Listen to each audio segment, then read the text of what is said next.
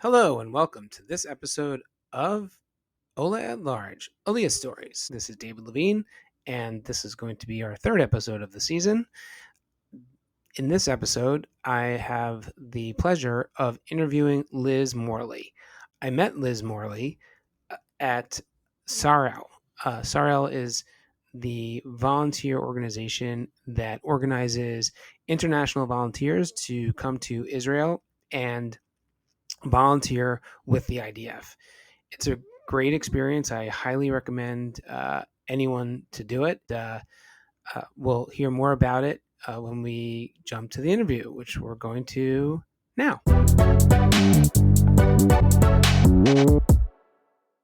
Let's welcome Liz Morley to the podcast. Welcome, Liz. Hi, David. How are you? I'm great. Thank you so much for participating in the podcast. So I had the opportunity to meet you a few weeks ago, I guess it is now, 3 or 4 weeks ago, when we were both volunteering with Sar-El. And it's something that I had done a couple of times, something that you've done many times. And I thought it would be great to interview you and have you share a little bit about not only your experience with Sar-El, but also your Aliyah experience, because you too are an Ola to this country. So thanks for coming on to the podcast. Okay. Yeah, I've been here 8 years, and well, it hasn't all been smooth, but it's been okay. Where did you originally come from? I grew up in New Jersey, but after college, I moved to Michigan, and then I lived there, had my children, and made Aliyah from Michigan. Different weather, Oh, yeah. People here say, "Aren't you cold in the winter?" I go, "You people don't know what cold is." right? I know it's so funny. I've been here plenty of times during the winter, and I still feel like wearing shorts, and everybody's wearing parkas. It's similar to Florida, where the Michiganders go down, see them walking around in Uggs and down jackets, and Yeah, we're wearing t-shirts and shorts on the beach. exactly. And so, what motivated you to immigrate to Israel? I've always been a lover of Israel. I came first, I turned 17 in Israel, and I've always loved Israel. I think I inherited it from my mother. And I was at a point in my life, after raising my kids, and having been a two-time cancer survivor, that it was time for me to do something for myself. My kids were all through the colleges stage on their own, and I just was tired of the life I had in Michigan. The marriage was not working and just things like that. And I said, I'm going to Israel. I had been many times, and every time I stayed longer and longer and had the feeling I'd like to not have to leave. And that's when I decided it's going to be Aliyah. Did you have any friends or family members here in Israel before you moved? I just had one friend living in Netanya. And other than that, no, I came by myself. And there were a lot of people that told me I was really brave to come by myself. And I explained to them, no, Aliyah is packing bags and filling out paperwork. But when you're faced cancer, you've got a different perspective on what what's really hard. And for me, Aliyah was getting over the fact that I didn't want to get old and regret not having tried. I thought, the planes fly both ways. If it didn't work out, I could go back. But obviously, I didn't. I'm still here. Amazing. And so what was your experience like with the immigration process? Was it straightforward? Was it challenging? It was pretty straightforward. Sometimes some of the proof that they wanted was challenging in terms of I had to prove I was a Jew, and then also the fact that I was making it alone, and that my husband, who was not born Jewish but did convert, was not coming with me. So other than that, the transition was smooth. I got here, they gave me the paperwork I needed and gave me a list of things I had to do.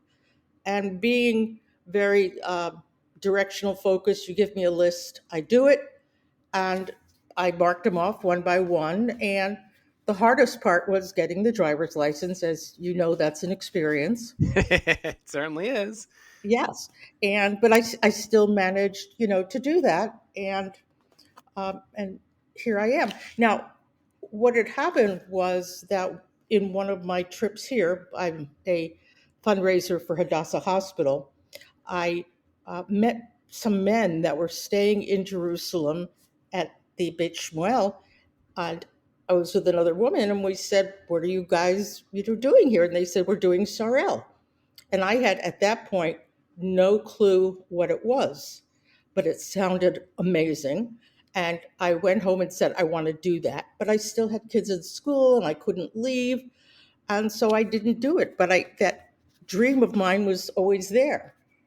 And so for me, that was the best thing in making Aliyah when I was having a Friday night dinner at a friend's home that she had just returned from doing SarEl. And I said, "You can do SarEl while you're living in Israel?" She said, "Oh, yes." And basically, the rest is history. And I've been doing SarEl for over 7.5 years. So before we just jump into SarEl, so a little bit about your adjustment to Israel and to the way of life and culture in Israel. It is ongoing. I signed up for Ulpan. I did a couple of Ulpans, and then COVID hit, and I was stuck at home. But I found I could do Hebrew learning online, which I continue to do through Nefesh B'Nefesh. And in general, the hardest part is the things that in America we take for granted. For example, if you bump into somebody, you say, "Excuse me." Things like that. We're more attuned to customer service.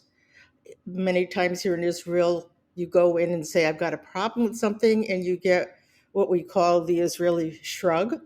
You know, "Oh, what do you want me to do?" And so those are the kind of things. I live in an area that is mixed. It's got a lot of Russians, a lot of French, and a lot of many Anglos.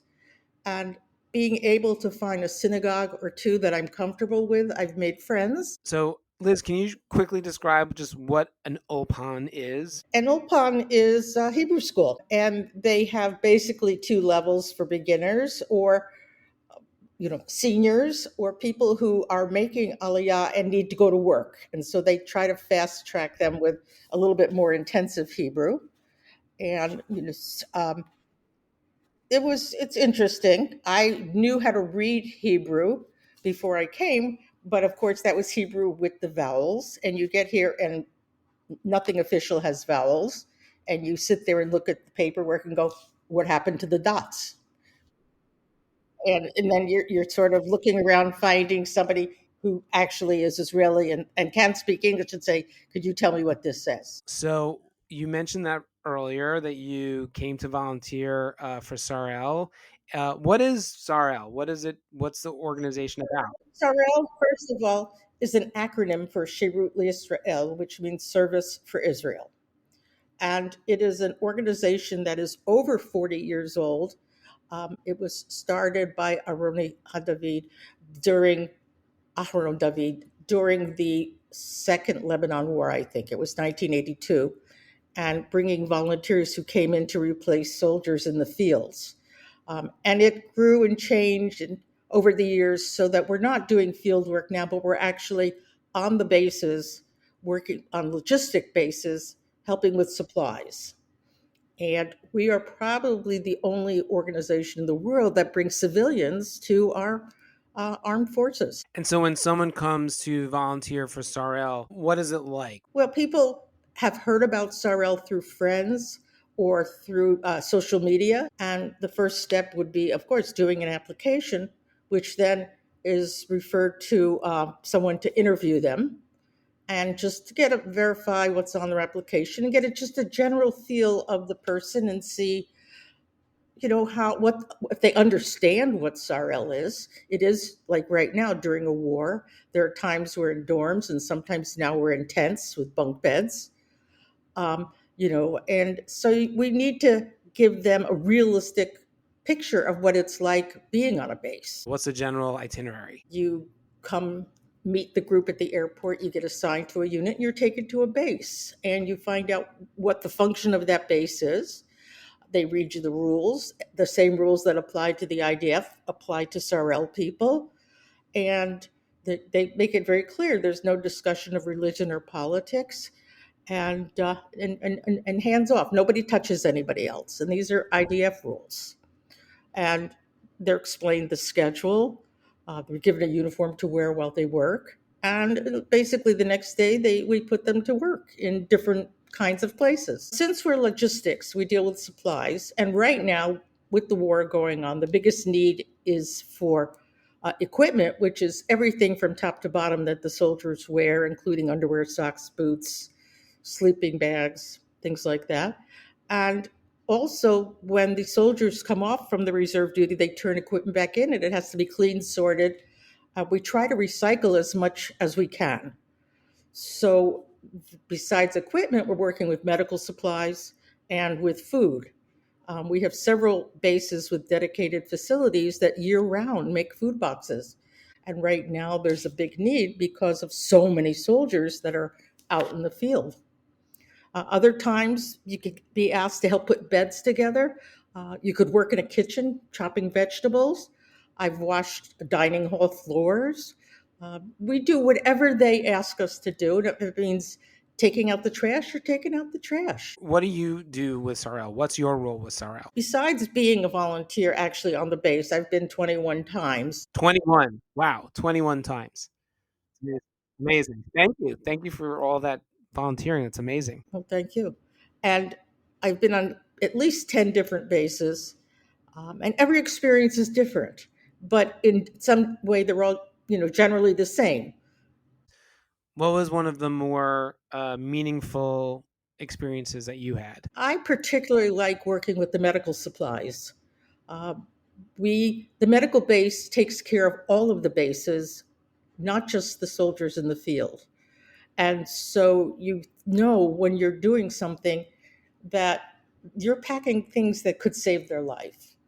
And for me, having been through enough of my own medical trauma, it's just special to be able to be there for that kind of support. So and that's where we met. We met at on the medical base, and we had I think it was there for 1 week or 2 weeks at the time, and it was really meaningful because so we were packing medical kits. We were using things that came back from the field and repacking them to go back out. And depending on where you were dealing with either kits that were completely untouched and you basically had to take out things that expired, to other kits that were very used and dirty and things were missing. And God only knows, what happened on the other side, before that pack got to us.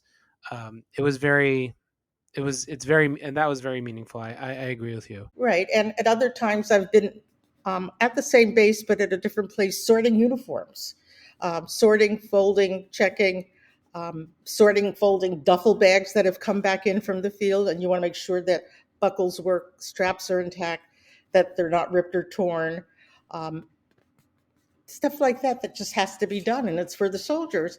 I try to tell the people that I'm interviewing that a lot of it is grunt work, that it's sometimes like what we know from the U.S. Army of hurry up and wait, that we need people who are flexible, patient, because things can change, in a minute. You're doing something and they say, we're going to do something else. And so your job is to interview people, and you generally do that on Zoom? I do it on Zoom, and I have to work on American hours because I'm only interviewing people in America. We take people, volunteers come from all around the world. I've worked with people from South America, Canada, Scandinavia, Germany, Switzerland, Hungary, South Africa. But Australia has a big contingent. So I and my team are just working with people right now from the United States. So I have to work in the evening when most of them are done with their day. And do you have to be Jewish to volunteer? No, no, we have Jews and non-Jews, and uh, same thing. The IDF, and that's one of the reason there's no talk of religion is that the Israeli soldiers, many are Jewish, but we have uh, Christian Israelis, we have Bedouin, we have Druze, and they all work together, and we're one big family. I've worked with people from South America, Canada, Scandinavia, Germany, Switzerland, Hungary, South Africa, um, and so, but Australia has a big contingent. So I and my team are just working with people right now from the United States. So I have to work in the evening when most of them are done with their day. When you go and get to volunteer yourself, when you're there, are you just a volunteer like everybody else, or do you do additional things? What's your role when your boots are on the ground at a base these days? During the day, I just do the regular same work. I work in the warehouses, whatever it is they're doing. But my ears are always open to hearing what people are saying. I have had people, they know that I'm staff, come up and say, "Can I make a suggestion?" And I go, "Sure." And it usually is a complaint. And we talk it through. There have been cases where I've had to calm them down, or in turn call the director and discuss it with her in a case where somebody wasn't happy about something. And it really it does happen. People come to the base and it's not what they expected, and they aren't happy. Some of them, for example, a surgeon, he applied to other volunteer groups, but they didn't take him for some reason. So he signed up for took SarEl, and when he got there, he realized he wasn't using his skills, and in 2 days he left. And that's something that just sometimes happens. And there's also the problem that sometimes people get sick, and we have to address those things.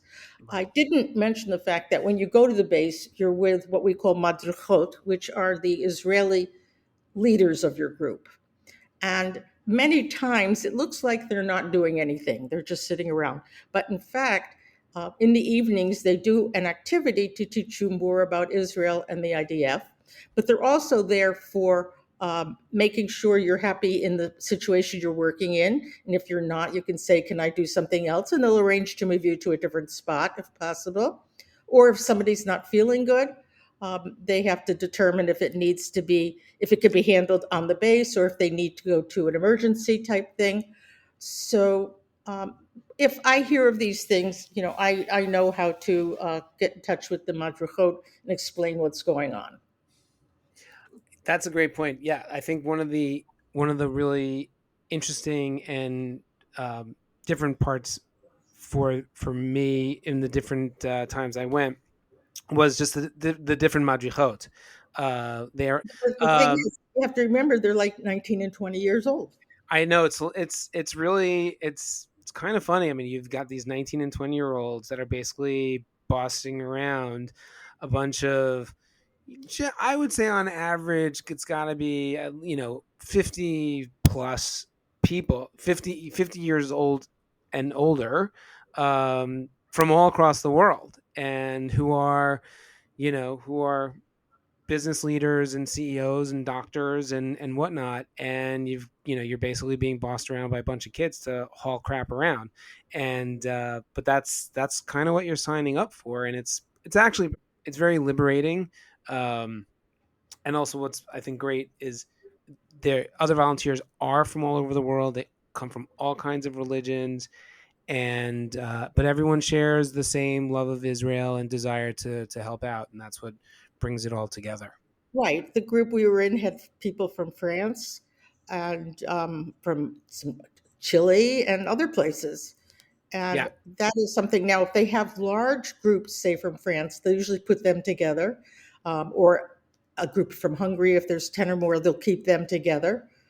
The groups that I go with are predominantly English speaking, and but sometimes they do have a mixture. So you'll hear everything in uh, Hebrew, and like a commander will talk in Hebrew, and then they'll tell you in English, and then somebody will turn around and say it in French. Uh, but it all works. It all works. We do have people who, in an interview, will tell me that they are, you know, quite well known among the Jewish community, and I'll kind of look at them and say, "Okay, but I don't know who you are." But they're talking about big donors, and they say, "I want to come and just have a regular experience." I say, "That's what you'll get." You know, everybody gets the same. We don't treat anybody as a prima donna, but there are people that do get there and realize, particularly now with the war going on, and you saw some of that, David, that they realize this is more than I bargained for, and it's some level it is scary. People say to me, "Well, what happens if we're on a base and Hezbollah decides to do a major attack?" And I tell them we will do whatever the IDF tells us to do. First of all, we have shelters on bases. And secondly, we are with the IDF. And if they say we're going to move you, we get moved. Now, we don't intentionally, at this point, send people to areas where there's a high probability of um, a bombing, so to speak. And so we try to keep our volunteers safe, but they're in with the general population, the 9 million people who are living with this day after day. Yeah, 100%. If someone wants to either volunteer or donate money to support SarEl, how can they do that? Well, by to volunteer, they go to the Sar-El website and fills out an application. If they don't feel that, it is expensive, you'd have to buy your own plane ticket. You have to have either family to stay with or stay in a hotel before you go to the base. And if you're doing more than 1 week, we have people that come and do 6 weeks at a time. That you have to have somewhere to stay in between the sessions. And so some of them will say, I can't afford to come. What can I do? And there is a donate button on the SarEl website, and we certainly accept donations. Great. Thank you so much, Liz. This has been terrific. And hopefully, I will see you at some SarEl experience sometime soon. That would be really nice, David. And I just want to mention, we also have people who volunteer, Israelis who volunteer, that come just for the day. They have to be Israeli citizens because sometimes we are low on volunteers or we just need extra help. And so occasionally I will go do day work when I know I'll be home in time to do interviews. And it's just the same work that we do staying on the base. Excellent. Great. Thank you again, Liz. My pleasure.